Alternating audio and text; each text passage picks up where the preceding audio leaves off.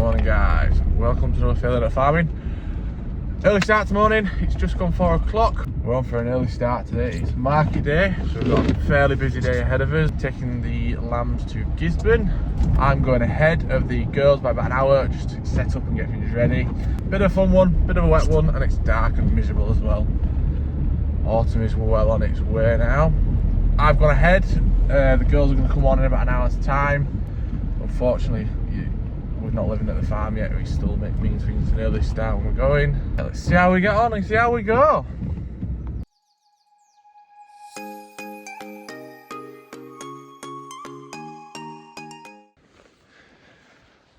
So this week, sort of a bit of question dilemma time is, we're sending some off to market this week, and that's a given. We've got some ready for fats and some that we're definitely going to send to stores. But the price is dropping a little bit on sort of the lamb trade, so I think it might be a case of, rather than just sending sort of 5 or 10, it might be time to just send them all really, bar the really small little straggler ones. Get them going whilst the trade is still good. It's still good, but it's definitely on the downward decline. But I mean, it was always gonna. The trade has been so unbelievably good. This is where it gets hard now, because we have to make the decisions, and if I make the wrong decisions, I'll be financially worse off. It's a bit of a gamble, because I could send them all on Saturday, we're selling at Gisborne, and they could all go, all the lambs that is, and they could make a horrendous price. And the week after, 2 weeks later, 3 weeks later, 6 weeks later, they could fetch an amazing price, and I could want to shoot myself in the foot. So decisions will be made. I've got an idea what I'm sending and what I'm happy to send, definitely. But I think Saturday morning on market day will be the deciding factor as to what we send and what we don't. But at the moment, the lambs are looking well. The Welsh Mule Texel crosses have really started to come into their own, really started to fill out, looking really nice. Whether that's just they were slow starters, we gave them a cobalt, 2 rounds of cobalt 9 weeks ago and 4 weeks ago. Maybe it's that. But yeah, they're coming along, they're getting there nicely, yeah. It's crunch time and decision time this week as to what stays on the farm. 2 financial reasons why. 1, we've got the house renovation to do, somewhere up there. Costs a lot of money. And 2, I want to buy some more breeding ewes. Mid-September to mid-October is, for me, the perfect time to buy breeding ewes, not in lamb, because I'm looking for horn stuff, lonks. Predominantly I'm looking for lonks, and they're all coming into the breeding sales now, so I need some cash to buy them. But that means I'm going to buy them now, see no money until this time next year out of them. Or do I not buy any more breeding ewes and have a worse output at the back end next year? I don't know. We'll see, we'll make those decisions on the day. So it's now 5 o'clock. Still pitch black, so I won't start moving the sheep in until it's light, just because the sheep will be stressed. They won't be able to see me or the dogs properly. So yeah, it's just getting things set up really before the girls get here, so the pens are ready. Sheep are all down at the very far end of the farm. We'll walk them up through here, up through this gateway and into the next. There's about 3 fields. They've got 3 or 4 fields they've got to walk through. So yeah, devil's in the detail, do the preparation, hopefully make it less painful. Good morning, guys. It is, I think, about 6 a.m. now. We left the house at about 5, me and Erin. Tom came earlier this morning, and we are just gathering the sheep in now for market day. Not entirely sure what Tom's exact plan is. He's changed his mind a couple of times over the last 24 hours, so we will go see. Pardon? I've got Erin with me. The person who can find the easiest shortcuts are all. I'm thinking of you walking up hills. You're thinking of me walking up hills? What does that even mean? I presume it's offensive. Horn up the hill. Horrid.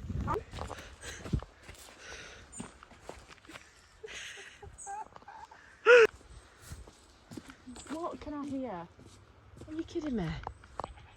They're obsessed. Oh no, come away, otherwise they'll be there. They're already coming. God bless them. I love them, but God, they're annoying. Come on then.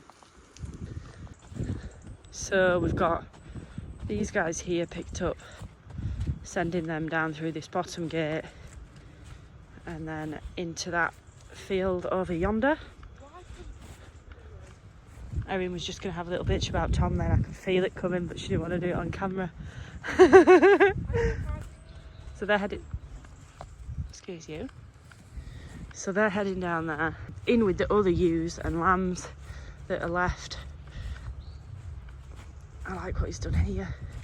Made this lovely gate situation. Tom got here an hour earlier so that he could set up for the sheep coming in. It sounds a bit strange, but there is actually quite a lot of setup involved if it's going to run super smooth, which we're hoping it will. And just at the right time, there's the horses, making Tom's life that little bit harder, as always.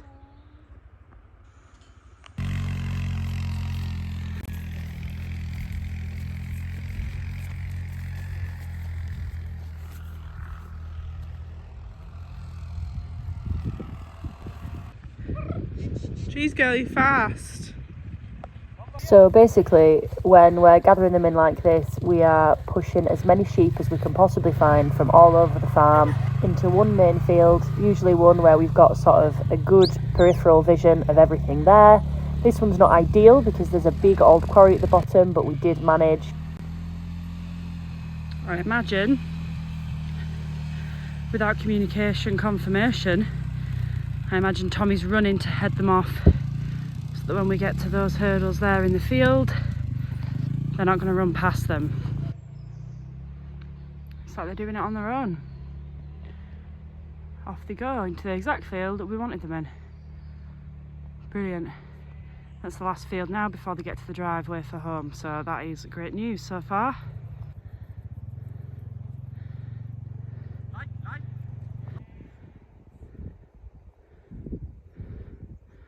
That's everything in and up there, so that's good.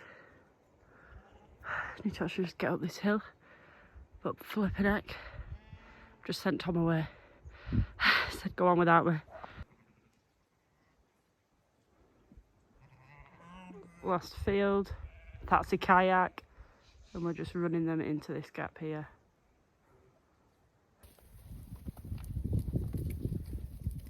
Let's Tom get a bit stressed. Because I work with invalids. Invalids. We've got quite a few of the neighbours' Swaledales in here. I think we've got 3. I can't see them as of just at the minute, but oh, here's some down Which here. have red dots on them.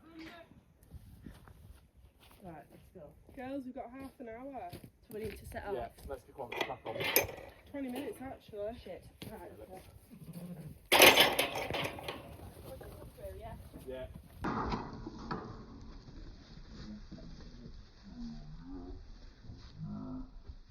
Pretty much all that bar, there's only one lamb in there that needs to go. They're all you. Yeah, okay, I see it. That's the one that's just jumped off the wall, so it might not go. Right, well, right, yeah, let them out. Oh wait, none of them are calls, are they? No, yeah, that you there. Let's check that one's mouth, because that one might. There's one that I'm going to let go. And there's one that I'm not letting go. Is that going? Yeah, she's literally got 1, 2 from the other one's fucking.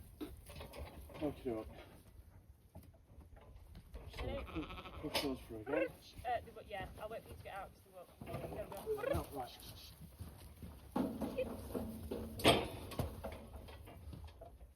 That long lamb I'm going to take to mash in. Yeah, yeah. Sounds like a plan. Don't let that one out. Fucking carb on it. No. I can get his tag number, Tom. Right, okay. Why do we get tag numbers if you put them in the trailer? It was just a bit hellish when they're in the I trailer feel running better off around. just getting it right now. Well, what we can do is, we'll literally, when we unload them from here, and we'll funnel them in. Right, okay. Yeah? No, you guys, fuck off. Come in.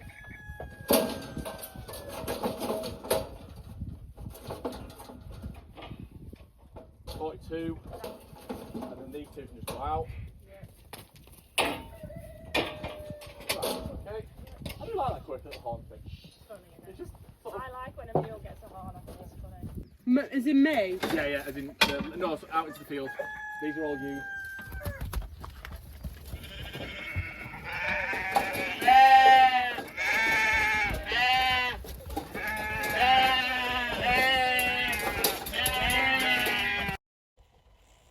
So now is the time that if we are ever going to start rowing, we're going to do it now. This day actually ran really smoothly and none of us ended up killing each other, which is brilliant. So you can probably tell I'm right at the back there and I'm pushing any sheep that are left in the pen up and through the race. As they come up through the race, we keep an eye on who we'd like to have a look at if anyone's lame or anyone needs a bit of attention. And of course, the lambs that we assume are going to be selling at market that day. So as they meet Tom, he catches them in the scales, he'll weigh them, he'll have a little look over them, feel them to touch, just to check that he thinks they look right for market. And if they pass all of the tests, they will get the sprays. So on this day, we had small fats with 2 red dots, stores with 1 red dot, and 3 red dots were for our super fats, so anything over 42 kilos. A little bit different to how we've sold them in the past. We've always either gone stores or fats. Today was a little bit different. So it looks to me here like something needed its feet looking at, because Tom's in there with the terramycin spray. So things like that, this is a great time to just keep an eye on all your ewes, all your lambs, and anybody that you've sort of looked at through the week and thought might need a bit of attention. Now is your time to do it. So in my humble opinion, Erin has the hardest job of all here. Erin is in charge of gates, so you can see the gate there on the right hand side of Tom, to the left of what we can see now.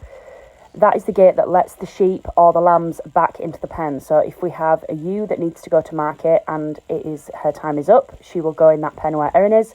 And where the camera's placed here, there is another gate that will take you out back to the field. So this is my least favourite job. If I am ever in... There we go, Erin displaying it beautifully there. If I'm ever in charge of this job, this is usually when we start arguing. I can't seem to get the gates open fast enough. I end up letting the wrong sheep into the wrong holes, and you can imagine how it feels when you've just gathered 100 ewes with lambs and you accidentally let a lamb out to the field that was supposed to be going to market. Tom is got patience to burn. He's such a patient man, but in situations like this, he takes on a whole new role. Okay, everything that is going is penned. I did get a bit upset, but I always do. I'm just so soft. I don't like it, but it is part and parcel of what we do and how we keep everything running and how the wheels keep turning. I just don't like taking them. We've got a lot of, you can probably hear their mums there. Not ideal. But, you know, I'm not going to justify it because I don't need to. And we all know why it has to happen. So yeah, we've got everything penned. I think there's 20 exactly to go. Mixtures of sizes, anything from sort of mid 30s, I think, up to sort of 50s. So, and we do have one older ewe, bless her. She's got 1 tooth left, and she's just starting to taper off a little bit. I'll show you her now. She's just this lady here. She's just starting to taper off a little bit. So she is clearly not thriving with that 1 tooth she's got, and it is time to let her go. So basically the reason why we have to let old ewes go is they can basically starve to death, especially on land like this. It's not the most productive pasture for a broken mouth ewe. Broken mouth is the term we use if they don't have all the teeth. And yeah, basically they can, it seems awful that she sort of does a job and then you ship her off to her fate, but it is the only way. Alternatively, we would have to have someone come out and shoot her, which just seems like a shame. So yeah, it's time for her to go. She's also a little bit lame, but as a cool ewe, that's it's not the end of the world. But she's an old girl, served well, and it is time for her to leave, bless her. And this is everything else. Like I say, mixture of sizes and weights. This is the biggest girl here. If you watched our last video, I was very tempted to keep her. I'm very fond of her, but there's no place for her here. She's a Suffolk crossed with a Lonk. So although Lonks are lovely and hardy, Suffolks aren't so much. They won't necessarily thrive here on a hill farm. So there is no place for her here. She won't thrive. And even if she did, I would just be doing it for the sake of it. So she may as well go and do the job she was always intended to do. Right, we're here to unload the lambs around the back. They're all in there.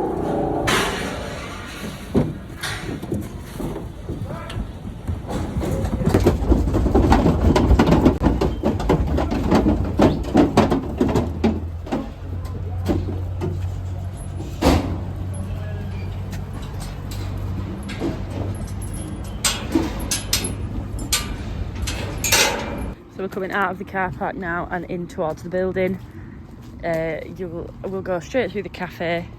I'll check what's on for lunch and then we'll head round to go see what's here.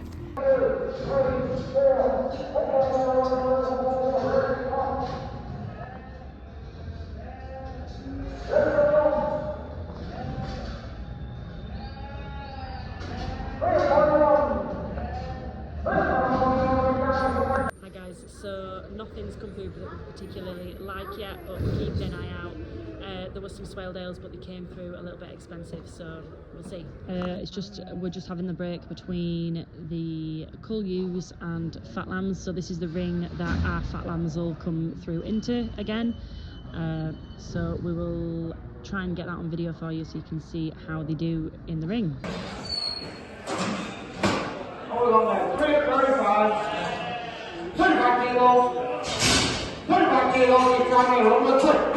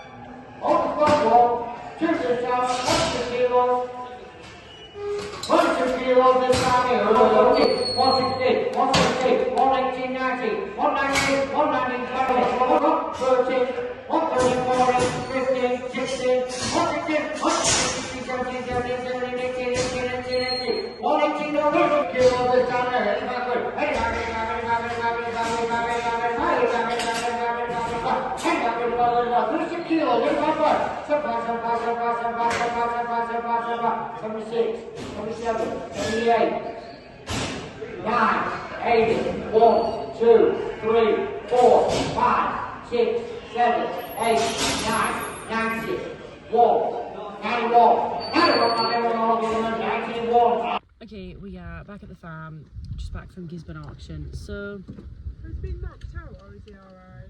who? So we're currently How back long at do the you farm. think it'll take him to realise that it's raining?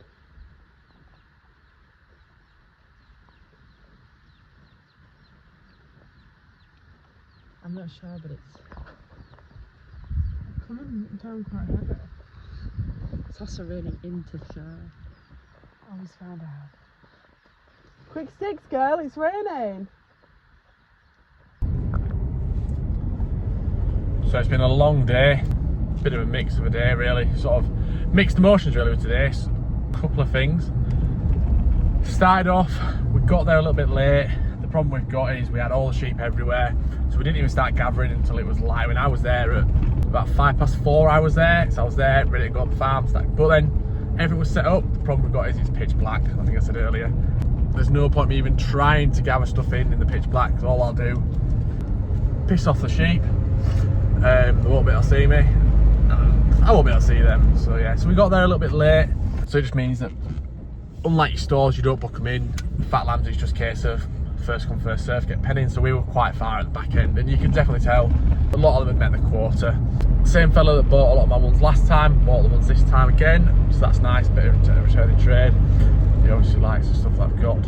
Yeah, so mixed emotions. The trade was definitely a little bit down, but when I've looked on hindsight, the price per kilo, not the overall price, is not too dissimilar, if I'm really honest. I think we only averaged about 30, I'll double check, but I think it was about 36 kilograms, whereas the last lot, they were all of them was a nice uniform packet, really nice packet. We're all at 42 plus. One little perkies, we topped out the sale for the Suffolk, so we got the best price for a Suffolk lamb. So that was quite nice. First time I've had my little name up there on the sales report. It's a little thing for me, and I'm happy with it. I can take that home and be a little bit proud of that. So, all in all, price per kilo, not as bad as it sounds when you look at the price. At the end of the day, we had some really light ones in there, we had some heavier ones in there, so yeah. We're at a stage now where a lot of our flock is really mixed. We've got some really small stuff, we've got some stuff that's of weight but not in the best condition, so we're trying to get them a bit better. So yeah, unfortunately the last lots to go will be all sort of mix and match, up and down, is what it is. But yeah, I think initially I was a little bit disheartened, I was a little bit I didn't like the price. Then when I looked at the price per kilogram and actually what the trade was doing, we've done okay. We've done all right.